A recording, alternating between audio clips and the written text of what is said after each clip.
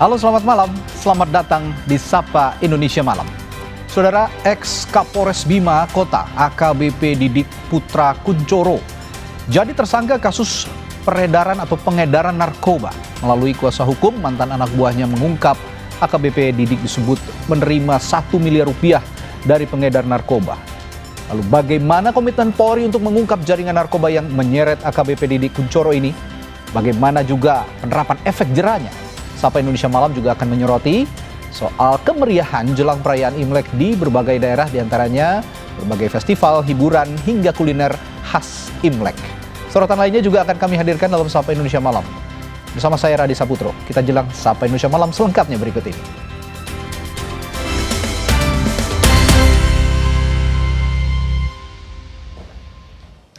Kami buka dari berita tembok pagar rumah yang roboh hingga menimpa tembok serta ruangan SMP Negeri 182 Jakarta Selatan.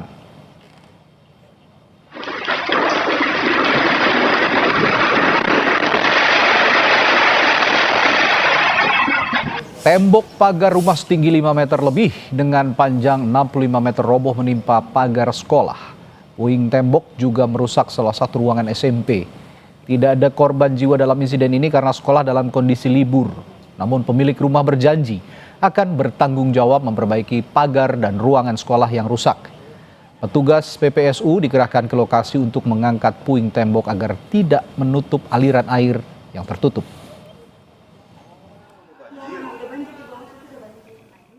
Dicapai kesepakatan dari pihak yang punya pagar siap untuk mengganti yang rusak, terutama asetnya 182.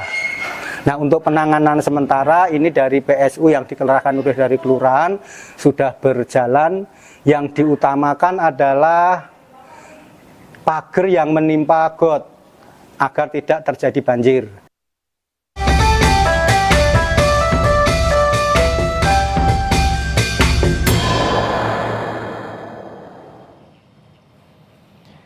Saudara, jelang tahun baru Imlek, kelenteng bersejarah di Semarang, Sampokong, bersolek dengan menghiasi lampion berbagai ukuran.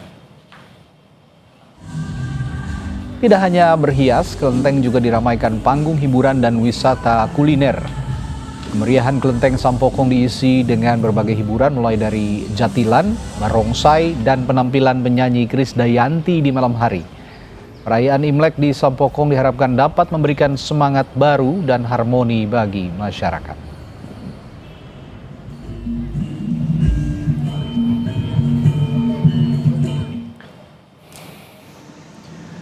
Jelang perayaan Imlek, kemeriahan di Bundaran Hotel Indonesia Jakarta semakin terasa. Dengan Festival Imlek Jakarta 2026, pemerintah Provinsi Jakarta menginisiasi acara Festival Imlek yang berlangsung pada 13 hingga 17 Februari mendatang. Berbagai instalasi dipasang seperti lampion hingga LED bertemakan Tahun Baru Imlek 2577.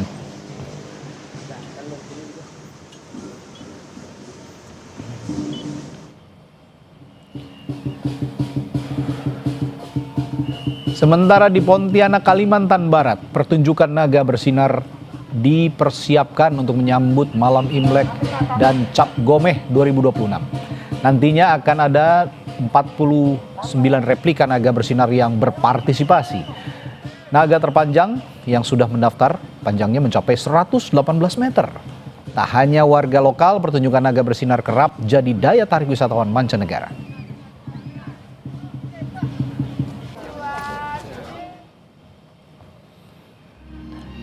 Untuk menyemarakan Tahun Baru Imlek, pemerintah Kota Surabaya juga menggelar Kia Chunjie Fest 2026 di kawasan Pecinan, Kembang Jepun.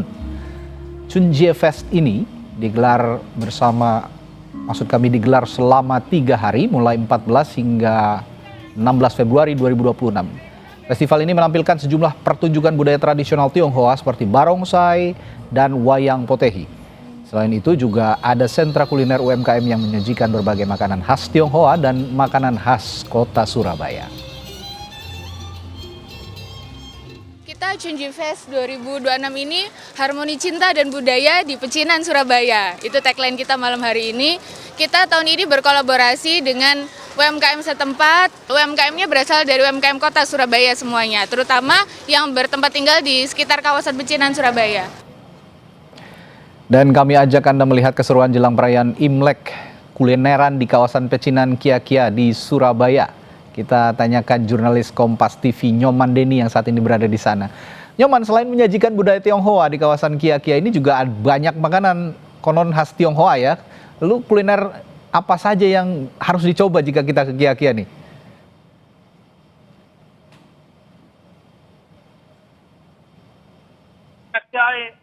Junji Fest 2026 digelar di kawasan Pecinan di Jalan Kembang Jepun, Kota Surabaya. Dan pada malam hari ini nampak antusias masyarakat masih tinggi untuk mengunjungi kawasan Pecinan di Jalan Kembang Jepun, Kota Surabaya ini untuk hadir di Kia-Kia Junji Fest 2026.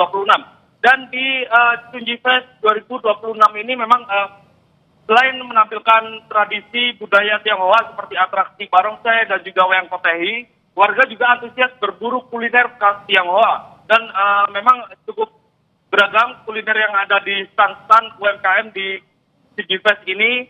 Dan ada beberapa di antaranya yakni menyajikan kuliner khas Tionghoa, di antaranya mie karet khas Singkawang dan juga snack berupa coipan atau makanan sayur. Dan uniknya makanan di salah satu stand yang ada di Kembang Jepun ini menawarkan makanan vegan atau tanpa daging-dagingan. Dan selain makanan seperti mie karet Singkawang dan juga coipan, juga ada beberapa kuliner lain khas Tionghoa dan juga minuman, yakni minuman Shanghai yang juga memang untuk menyemarakan tahun baru Imlek ini. Dan saat ini memang digelar atraksi barongsai untuk menghibur para pengunjung yang datang. Selain itu mereka juga bisa memilih kuliner lain khas Kota Surabaya yang juga hadir di Junji Fest 2026 di kawasan Pecinan Kembang Jepun Kota Surabaya ini. Dan Junji Fest ini akan digelar hingga tanggal 16 Februari 2026 atau hari Senin besok, dan dibuka mulai pukul 18.00 hingga pukul 22.00 Radi. Ya, kalau menyimak Kota Surabaya saja kulinernya sudah banyak sekali dan sangat-sangat banyak yang lezat begitu ya, apalagi sekarang ditambah dengan festival kuliner Imlek gitu ya, banyak makanan-makanan khas Pecinan yang harus dicoba juga di Kota Surabaya, tepatnya di Kia-Kia. Terima kasih Nyoman Deni melaporkan langsung dari Surabaya, Jawa Timur.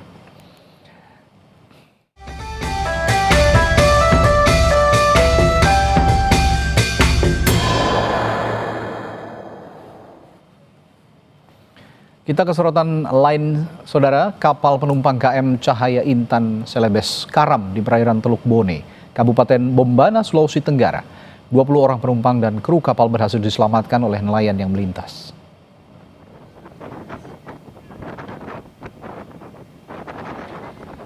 Gambar amatir ini memperlihatkan suasana sesaat setelah kapal KM Cahaya Intan Celebes karam di perairan Teluk Bone, Sulawesi Tenggara pada Sabtu pagi kemarin.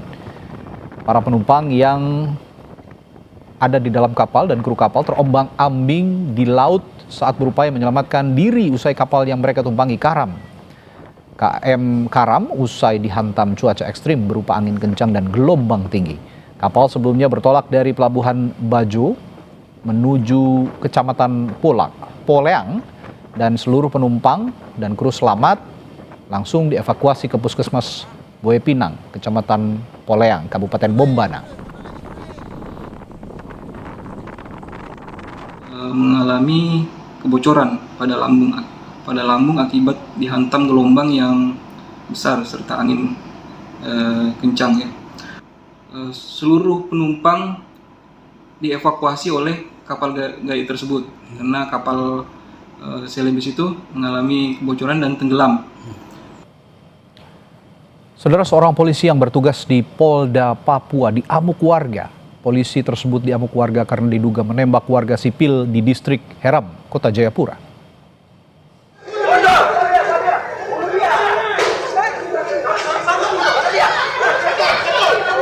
Kapolresta Jayapura Kota Kombes Pol Fredri Kusmakla Brimbun dalam pers rilis menjelaskan insiden penembakan bermula saat Brigpol LR memasuki rumah warga bernama Novel secara paksa dan menodongkan senjata api kepada istri korban. Keduanya terlibat kontak fisik yang berujung pada penembakan yang menyebabkan Novel mengalami luka tembak pada bagian lengan sebelah kanan. Usai melakukan penembakan, Brigpol LR melarikan diri dan bersembunyi di sebuah rumah kos di sekitar lokasi kejadian. Namun keberadaan pelaku diketahui oleh warga sekitar hingga diamuk warga.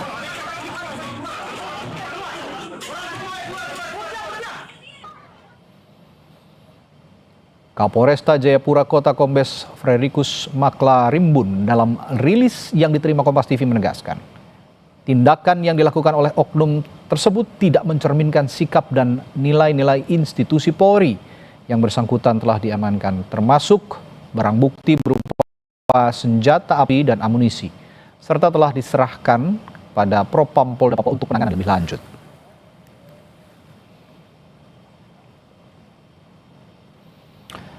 Saudara, sejumlah warga menemukan jenazah di lokasi eks-objek wisata Kampung Gajah, Kecamatan Parongpong, Kabupaten Bandung Barat, Jawa Barat. Jenazah ditemukan saat sejumlah warga tengah membuat konten horor di lokasi tersebut. Mayat di Kampung Gajah. Gawat biaya botol. Warga menemukan jenazah pada Jumat 13 Februari lalu. Temuan jenazah bermula saat sekelompok kreator konten mencium bau menyengat. Mereka akhirnya menemukan jenazah tergeletak di antara semak belukar.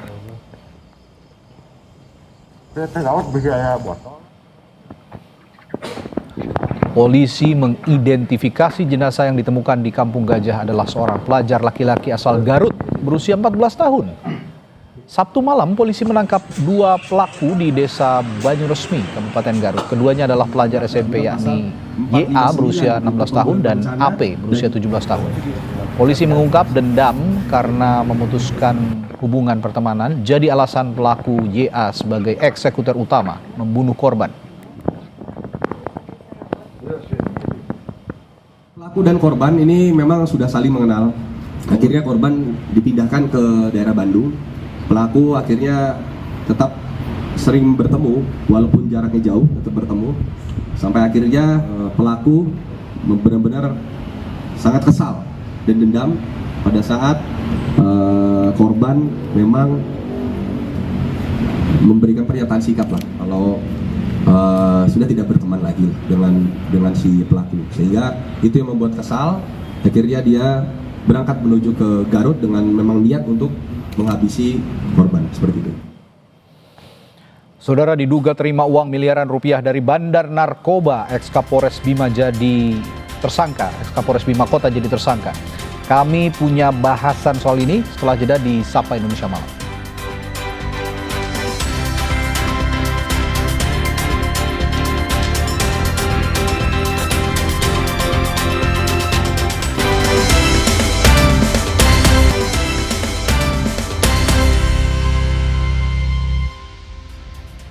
Ex-Kapolres Bima Kota AKBP Didik Putra Kuncoro jadi tersangka kasus narkoba. Mantan anak buahnya mengungkap AKBP Didik disebut menerima 1 miliar rupiah dari pengedar narkoba. Ex-Kapolres Bima Kota AKBP Didik Putra Kuncoro jadi tersangka dugaan kasus peredaran narkoba. Bareskrim Polri mengonfirmasi status AKBP Didik ini pasca gelar perkara Jumat siang. Dalam keterangan yang dirilis, Direktur Tindak Pidana Narkoba Bareskrim Polri, Brigjen Eko Hadi Santoso menyatakan peserta gelar sepakat untuk melaksanakan proses penyidikan terhadap AKBP Didik Putra Kuncoro. AKBP Didik Putra Kuncoro terseret kasus narkoba pasca mantan anak buahnya, ex-Kasat Narkoba Polres Bima Kota, Malaungi, juga jadi tersangka dan dipecat tidak hormat dari kepolisian. Malaungi positif menggunakan narkoba dan memiliki 486 gram narkotika jenis sabu saat ditangkap di rumah dinasnya. Kuasa hukum Malaungi bilang perbuatan kliennya karena perintah atasan, yakni Kapolres. Kliennya juga bilang AKBP Didik Putra Kuncoro menerima uang sebesar 1 miliar rupiah dari seorang bandar narkoba. Menjalankan perintah atasan murni karena dia ditekan, ya karena dia diperintah melakukan tindak pidana tersebut. Dan konon barang yang ada atau yang ditemukan di dalam ruangan rumah dinas dari Kasat Narkoba tersebut adalah merupakan titipan, bahwa dia yang mempunyai barang dititip karena sudah memberikan 1 miliar untuk Pak Kapolres. Sebelumnya AKBP Didik Putra Kuncoro mulai bertugas sebagai Kapolres Bima Kota sejak Januari 2025. Anggota Komisi 3 DPR dari fraksi PDI Perjuangan sekaligus Purnawirawan Polri, Safarudin, meminta Polri lebih berhati-hati menempatkan personilnya serta menguatkan pengawasan internal. Orang-orang personil di Mabes Polri jangan sembarangan menempatkan orang. Jangan sampai tidak dilihat rekam jejaknya. Pengawasan internal juga harus diperkuat. Tapi ini kan pengawasan ini belum berjalan sebagaimana mestinya gitu ya. Ex-Kapolres Bima Kota AKBP Didik Putra Kuncoro dijerat pasal terkait kepemilikan lebih dari 5 gram narkotika dalam Undang-Undang Psikotropika. Ancaman hukumannya maksimal 20 tahun penjara. Tim Liputan Kompas TV. Dan kita bahas terkait ex-Kapolres Bima Kota AKBP Didik Putra Kuncoro yang jadi tersangka narkoba bersama staf ahli Kapolri, Irjen Purnawirawan Arianto Stadi dan analis kepolisian dari Institute for Security and Strategic Studies ISES Bambang Rukminto. Selamat malam Pak Arianto, Pak Bambang. Selamat malam Pak Radi. Selamat malam Pak Arianto. Iya, Pak Bambang, kalau melihat kasus ex-Kapolres Bima Kota ini, Anda yakin ini berhenti pada nama Didik saja di kasus ini? Harusnya tidak berhenti ya. Tapi kalau kita melihat kasus-kasus yang terjadi selama ini, ini tidak berkembang sampai kepada pelaku utamanya, yakni bandar dari narkoba itu sendiri. Seperti itu. Makanya harusnya harus segera dikejar, bandar narkoba itu harus dikejar. Selain juga proses pidana maupun sidang komite kode etik profesi Polri itu juga harus digelar gitu. Karena kasus-kasus seperti ini kan semakin menjadi presiden buruk bagi organisasi kepolisian gitu. Kita kalau kita flashback beberapa tahun yang lalu ada Irjen Teddy Minahasa, kemudian ada yang nyabu bareng dengan anggotanya, kemudian juga ada ex-Kapolres Bukit Tinggi ya, AKBP Dodi juga terlibat. Benar, artinya kan kasus-kasus seperti ini kan sudah sering kali terjadi. Nyaris sanksi-sanksi yang diberikan kepada personil itu tidak memberikan efek jera bagi personil yang lainnya. Maka kasus-kasus seperti ini terjadi. Makanya ini harus ada evaluasi secara menyeluruh, menyampang reformasi Polri ini digulirkan saat ini baik oleh Presiden maupun oleh Kapolri sendiri.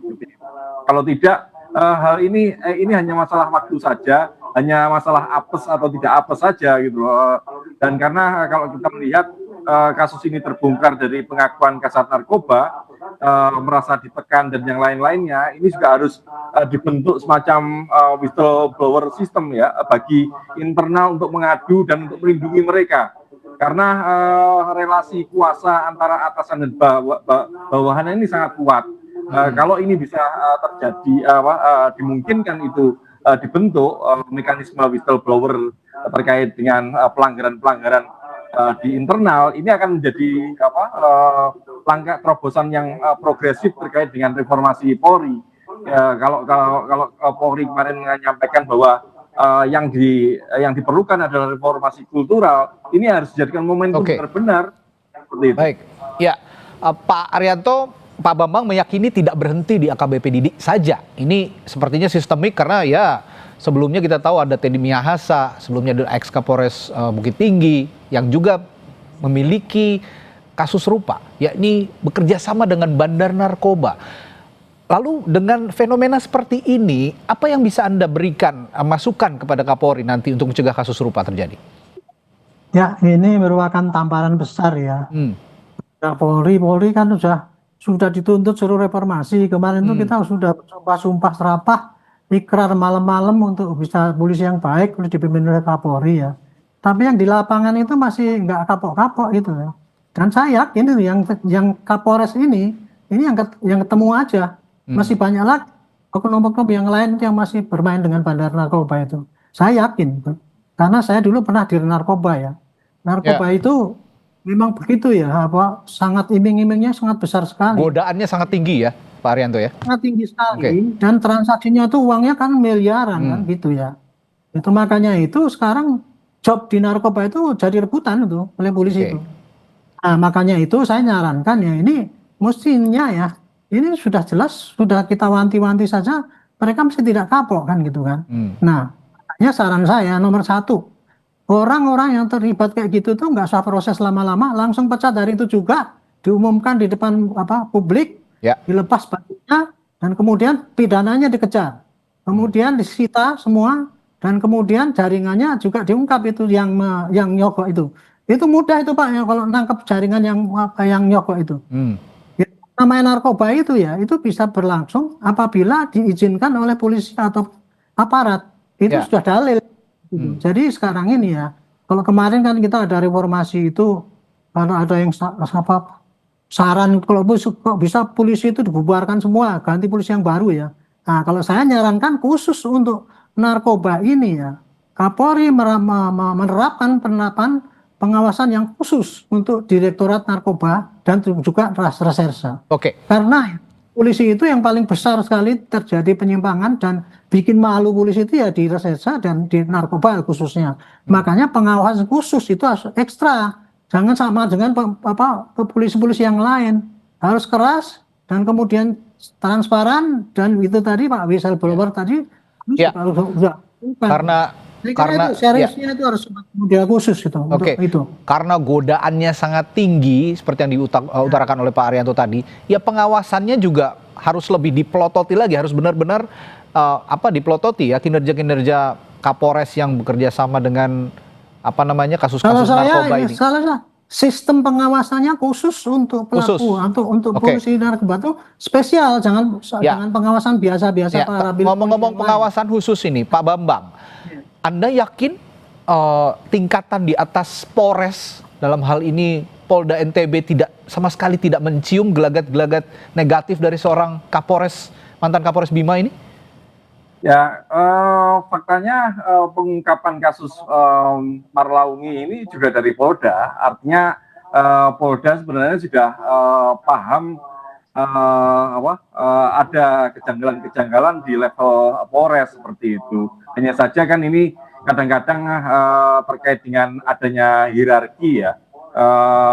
Kapolres itu kan level perwira menengah gitu, sementara Kabid Propam di Polda atau di jajarannya ini nyaris hampir sama seperti itu. Makanya seperti yang disampaikan Pak Arianto tadi, kontrol dan pengawasan ini tidak melulu dari mereka, tapi lebih harus ada semacam lembaga yang bisa benar-benar melakukan kontrol dan pengawasan ya. Saya sih mengharapkan kontrol pengawasan ini dari eksternal sekaligus di lembaga perlindungan bagi mereka yang mau mengungkapkan kejanggalan-kejanggalan atau pelanggaran-pelanggaran yang dilakukan oleh anggota atau dilakukan oleh atasannya seperti itu. Karena kalau yang terjadi selama ini Waside, Bitpropam ini kadang-kadang tidak menjangkau sedetail itu gitu loh. Dan yang ingin menjadi whistleblower ini juga ragu-ragu ketika mereka menyampaikan ke Bitpropam misalnya, menyampaikan ke Irwasum, ini jangan-jangan Irwasum atau pengawas di atas ini, Bitpropam, di Propam atau personil-personilnya juga merupakan bagian dari kelompok pelanggar ini. Kalau seperti itu jadi bumerang bagi mereka yang melaporkan seperti itu. Makanya senyampang reformasi ini, penguatan kontrol dan pengawasan eksternal itu sangat penting. Ya, salah satunya membentuk lembaga perlindungan whistleblower bagi mereka yang akan melaporkan ini seperti itu. Pak Arianto, ini kan kasus di Bima ini kepercayaan publik kembali ternodai. Sebelumnya ada Teddy Minahasa, ada mantan Kapolres Bukit Tinggi. saya ingin tanyakan bagaimana Polri memastikan pengganti Kapolres yang baru nanti, ex Kapolres Bima ini, itu juga tidak terlibat jaringan narkoba dan mulus-mulus saja begitu dari perbuatan-perbuatan negatif. Sekarang ya penunjukan Kapolres itu kan sudah sejak berapa tahun yang lalu, kira-kira 10 tahun yang lalu itu sudah melalui asesmen, Pak. Oke. Sudah. Makanya kemarin Pak Wakapolri itu kan mengatakan itu ketika di asesmen itu Kapolsek sama Kapolresnya itu kurang memenuhi syarat kan gitu, malah dia diprotes karena dia menghina oleh para itu. Tapi memang kenyataannya kayak gitu loh. Jadi apa itu memang banyak sekali yang kurang qualified ya. Tapi itu yang banyak itu ya sebenarnya. Kurang qualified-nya itu sendiri pada mentalitas saja, Pak. Kalau mengenai profesionalitas, polisi sama ukurannya. Polisi itu ukurannya kan pada mentalitas. Makin pinter polisi, kalau mentalnya sampai ke bobrok, wah makin berbahaya itu, Pak. Jadi dia paling pinter untuk manipulasi pasal-pasal itu, dan dia paling pinter gitu. Makanya ini itu jadi saya kira, baik. Ya, silakan Pak Arianto. Ya, jadi penunjukan itu nomor satu adalah mentalitas. Mentalitas itu harus menjadi ukuran. Ya, oke. Saya ingin menanggapi ya, jangan sampai polisi disusulkan, suruh dibubarkan, dipecat semua. Jangan sampai. Kita masih butuh polisi. Harus ada spesifik.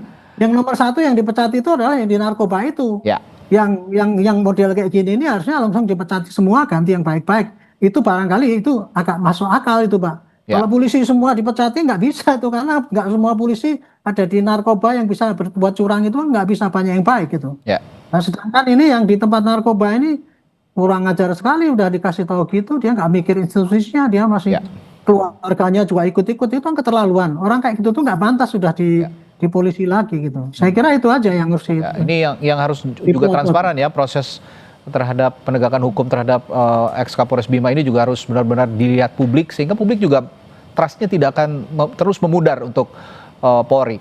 Nah, ini juga sekaligus jadi momentum screening lagi untuk Kapolres yang berada di daerah lainnya. Saya ke Pak Bambang, tapi kalau saya ingin bertanya seperti ini, kalau berulangnya kasus ini berulang lagi, Anda masih yakin pemberantasan narkoba atau perang terhadap narkoba masih bisa dilakukan di tanah air di Indonesia? Saya akan tanyakan hal itu nanti setelah jeda pada Pak Bambang sesaat lagi di Sapa Indonesia Malam. Tetaplah bersama kami.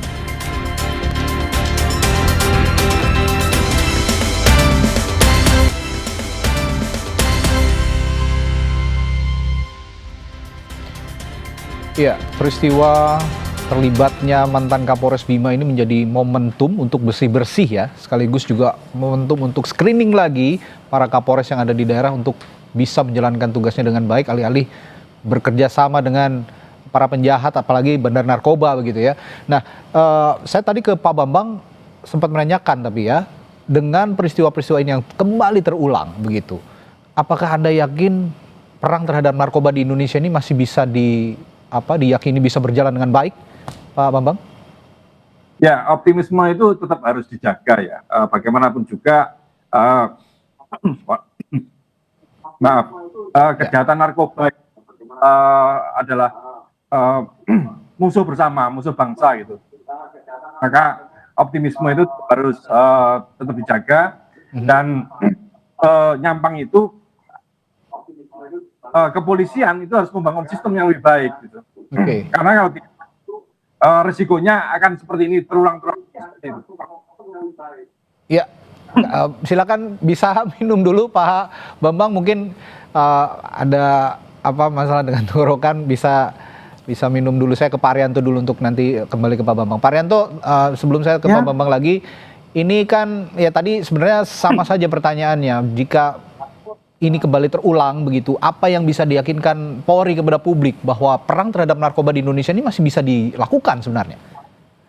Ya, polisi sekarang menjadi garda terdepan itu melawan narkoba itu, Pak ya. Nah, ini memang tanggungan berat. Saya tadi nanyakan pada Humas, apa komentar Pak Kapolri? Pak Kapolri komitmen tidak zero toleransi pada anggotanya yang melanggar gitu. Itu komitmennya. Tapi kalau saya menyarankan ya, sudah saatnya sekarang ini ada spesial untuk pengawasan polisi-polisi di tempat-tempat yang sangat rawan untuk disogok oleh pelaku di lapangan itu. Ini nomor satu adalah narkoba, Pak. Narkoba itu daya gebraknya itu, Pak, untuk meruntuhkan aparat, bukan hanya polisi doang loh, Pak ya. Hakimnya juga, lapasnya juga, jaksanya juga, advokatnya. Yang saya tadi katakan sistemik ya Pak itu ya. Dia bisa jadi narkoba itu Pak ya, dia bisa berjalan Ya. apabila dia ditutup mata oleh pengawas yang ada. Oke. Itu kemarin kan yang di Sumba itu kan disogok kan supaya dia tidak ganggu kan. Nah, itu kan judulnya kan kayak gitu. Itulah pola daripada bandar-bandar narkoba itu. Bahkan Ya, dia di baik. dalam LP pun dia bisa mengendalikan. Ini yang harus Baik. dipikirkan ya. Terus ada spesial khusus untuk pengawasan polisi-polisi yang ada di narkoba, Baik. bagaimana terapi supaya nggak terulang-ulang seperti itu. Gitu. Baik, Pak Arianto, terakhir singkat tadi Pak Bambang bisa melanjutkan pandangannya, silakan. Ya, kerja kawan-kawan di narkoba itu juga berat gitu loh. Makanya memang perlu perhatian khusus ya. Reward and punishment ini sangat kuat. Oke. Ini sangat kuat. Oke. Ini tidak hanya menyasar di lapisan bawah, tapi juga menyasar kepada struktural seperti kasus Teddy Minahasa seperti Ya, saya garis bawahi reward and punishment ini harus seimbang ya. Kalau saat ini tidak berharap terhadap polisi, lalu kepada siapa lagi masyarakat berharap untuk pemberantasan narkoba yang menjadi musuh terbesar bangsa. Terima kasih Pak Arianto Sutadi, lalu juga Pak Bambang Rukminto telah berbagi perspektifnya di Sapa Indonesia Malam hari ini. Sampai jumpa lagi, selamat malam Bapak-Bapak. Saudara, setelah jeda kami lanjutkan Sapa Indonesia Malam dengan berita rupa-rupa inovasi otomotif yang dihadirkan di Indonesia International Motor Show IIMS 2026. Kendaraan terbang jadi salah satu daya tariknya. Sesaat lagi kami hadirkan informasinya.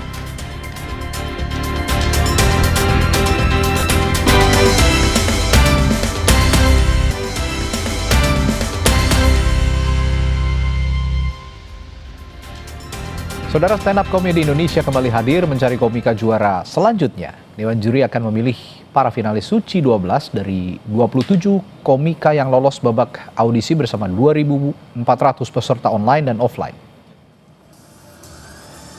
Suci musim 12 dimulai Maret 2026. Usai absen sebagai Dewan juri, Indro Warkop kembali dengan gaya khas kompor gasnya bersama Abdel Ahrian, Raditya Dika, serta Nirina Zubir.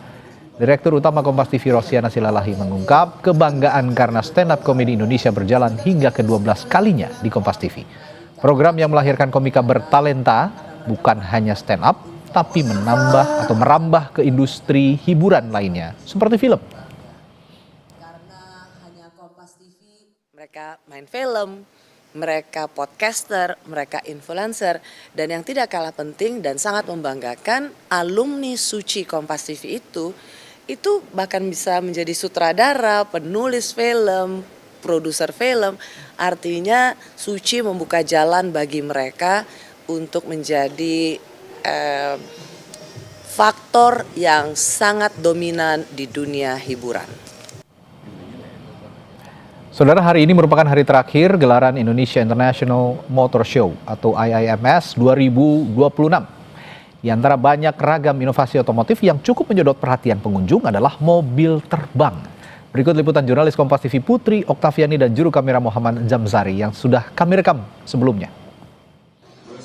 Waduh, teknologi makin macam-macam aja. Ada mobil listrik, mobil bisa keluar parkir sendiri. Bahkan yang terbaru, saudara, ada mobil yang bisa terbang. Kayak yang saya lihat nih di Indonesia International Motor Show 2026 atau IMS. Seperti apa sih? Nah, juru kamera Kompas TV Muhammad Zamzari akan memperlihatkan kepada Anda seperti apa mobilnya. Nah, ini adalah kendaraan yang merupakan electric vertical take off landing. Dua penumpang yang dirancang bisa lepas landas dan mendarat secara vertikal tanpa memerlukan landasan panjang seperti pesawat konvensional. Pengoperasiannya, saudara, bisa dilakukan secara manual ataupun otonom. Nah, saya akan berbincang dengan salah satu pengunjung di IMS ini. Halo. Halo. Siapa ini mbaknya? Saya Devi Anggra. Mbak Devi Anggra, tadi saya lihat masuk ke dalam mobilnya ya. Nah, ini kenapa nih memilih mobil yang bisa terbang ini? Ya. Mobil terbang ini disebut eVTOL, Electric Vertical Take Off Landing. Kebetulan saya sedang studi ambil doktoral S3 di Universitas Indonesia terkait untuk mobil terbang. Jadi saya sedang mendesain untuk struktur ruang udara eVTOL. Nah, eVTOL ini adalah kendaraan masa depan, the next generation for transportation. Apalagi untuk di Jakarta ya. Di Jakarta ini kan traffic jam di mana-mana. Jadi untuk ke depan kita pasti butuh ini. Dan saya yakin 10 tahun ke depan semuanya udah beralih dari mobil yang di darat kita ke mobil terbang. Jadi bisa untuk transportasi pribadi ataupun taksi. Jadi kita sedang desain juga untuk skate taksinya bagaimana untuk jalurnya. Begitu. Terima kasih. Selamat berkeliling lagi, Mbak. Terima kasih. Terima kasih. Nah, itu tadi saudara perbincangan kami dengan salah satu pengunjung di IMS yang memang tertarik melihat bagaimana mobil yang bisa terbang ini, saudara. Jadi memang seperti ini ya gambaran teknologi di masa depan, bahwa ternyata untuk mobilitas udara secara personal kayaknya semakin lama semakin bisa terwujud. Nah, tinggal kita tunggu nanti kalau dipasarkan di Indonesia apakah bisa dioperasikan begitu, bagaimana regulasinya maupun juga kesiapan ekosistemnya. Anda gimana, tertarik nggak mau lihat mobil yang bisa terbang ini? Putri Oktaviani, Muhammad Jamzari, Kompas TV, Jakarta. Dan saudara, terima kasih Anda telah menyaksikan Sapa Indonesia malam hari ini, dan perbaharui terus informasi Anda di Kompas TV dengan 3 botol air mineral 700 ml yang setara dengan 2 liter air untuk 1 hari penuh kesejukan. Setelah ini ada berita utama bersama Asri Gunawan dan Tata Novasiliana. Saya Radhi Saputro, sampai jumpa.